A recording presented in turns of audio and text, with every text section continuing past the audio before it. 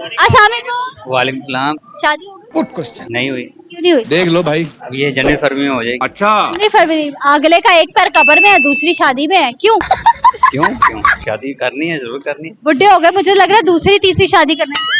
शादी जितने दिन होगी शादी करेंगे जब तक है। तब तक जिंदा सांसें चल रही हैं, हमने शादियां फुड़काई जानी। तड़प ही ऐसी है ना। ऐसे बंदे कहाँ से आते हैं? ऐसा जोश और जज्बा किधर से लाते हैं? कैसे कैसे लोग Sorry? रहते हैं यार। ऐसा जोश और जज्बा कहाँ से लाते हैं? जज्बा होना चाहिए इंसान में। कितना को रहा? वो जितना जज्बा होएगा उतना ही कम है। क्या सोच है रे तेरी, कितनी शादियां करनी है? मानना पड़ेगा। शादी एक ही करनी है। अभी तो कह रहे शादियां करी जाएंगे। कुछ भी। जब तक वो उम्र है तो इंशाल्लाह करेंगे शादी, क्यों नहीं करेंगे। तो फिर कितनी करोगे? दो दो करो।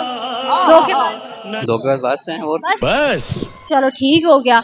लव मैरिज है कि arrange? Good question. Arrange marriage. भाभी की क्या क्वालिटीज देखी? पापी की क्या क्वालिटी है? फैमिली मेंबर है, मेरे मामू की बेटी है। क्या बात है सर।